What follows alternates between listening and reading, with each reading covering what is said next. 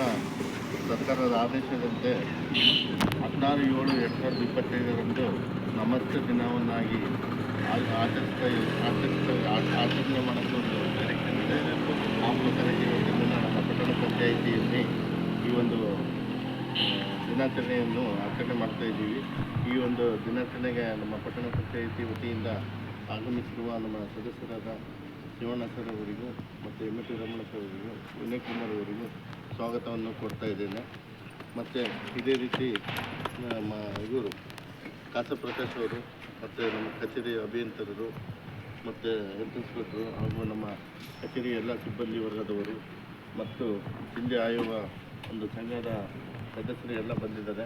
ಅವರಿಗೂ ಸಹ ಈ ಒಂದು ದಿನಾಚರಣೆಗೆ ಸ್ವಾಗತವನ್ನು ಕೊಡ್ತಾ, ಇವತ್ತಿನ ಈ ಒಂದು ದಿನಾಚರಣೆ ಆಚರಣೆ ಮಾಡೋದು ಉದ್ದೇಶ ಏನಪ್ಪ ಅಂದರೆ, ಈ ಏನು ಪಟ್ಟಣದ ವ್ಯಾಪ್ತಿಯಲ್ಲಿರುವಂತಹ ಸೆಪ್ಟಿಕ್ ಟ್ಯಾಂಕ್ಗಳನ್ನು ಸ್ವಚ್ಛಗೊಳಿಸುವ ಕುರಿತು ಮುಂಜಾಗ್ರತಾ ಕ್ರಮಗಳನ್ನು ಏನೇನು ವಹಿಸಬೇಕಂತೇಳಿ ಈಗಾಗಲೇ ಸಾಕಷ್ಟು ಬಾರಿ ನಮ್ಮ ಸಿಬ್ಬಂದಿ ವರ್ಗದವರಿಗೆಲ್ಲ ತರಬೇತಿಗಳನ್ನು ನೀಡಿ ಈ ಒಂದು ಕೆಲಸ ಕಾರ್ಯಗಳನ್ನು ಯಾವ ರೀತಿ ಮಾಡಬೇಕಂತೇಳಿ ಎಲ್ಲ ರೀತಿಯ ಒಂದು ಅವರಿಗೆ ತರಬೇತಿಯನ್ನು ಸಹ ನೀಡಲಾಗಿದೆ.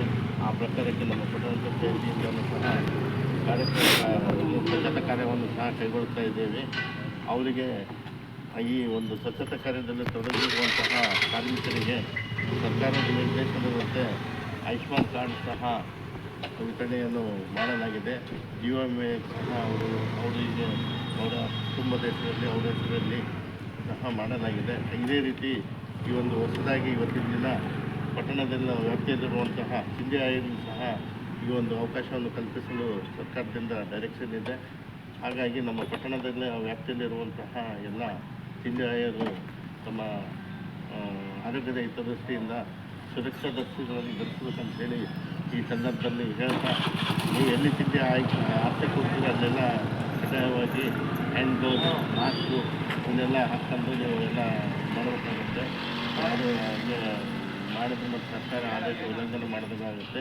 ಕಂಪಲ್ಸರಿಯಾಗಿ ಅದನ್ನು ಮಾಡ್ಕೊಂಡು ಮಾಡಬೇಕು. ಇಲ್ಲಪ್ಪ ಅಂದರೆ ನಮ್ಮ ಪಟ್ಟಣ ಪಂಚಾಯತಿಯಿಂದ ಸಹ ಈ ಬಗ್ಗೆ ಪರಿಶೀಲನೆ ಮಾಡಲಾಗುವುದು, ಎಚ್ಚರಿಕೆಯನ್ನು ಕೊಡಲಾಗುವುದು. ದಯಮಾಡಿ ಎಲ್ಲರೂ ನಾವು ಆರೋಗ್ಯದ ಹಿತದೃಷ್ಟಿಯಿಂದ ಹ್ಯಾಂಡ್ ಗ್ಲೌಸು ಮತ್ತು ಮಾಸ್ಕನ್ನು ಹಾಕ್ಕೊಂಡು ಈ ಸ್ವಚ್ಛತಾ ಕಾರ್ಯದಲ್ಲಿ, ಸಿಂಧಿ ಆಯೋಗ ಕಾರ್ಯದಲ್ಲಿ ತೊಡಗಬೇಕಂತೇಳಿ ಈ ಸಂದರ್ಭದಲ್ಲಿ ಹೇಳೋಕ್ಕೆ ಇಷ್ಟಪಡ್ತೇನೆ.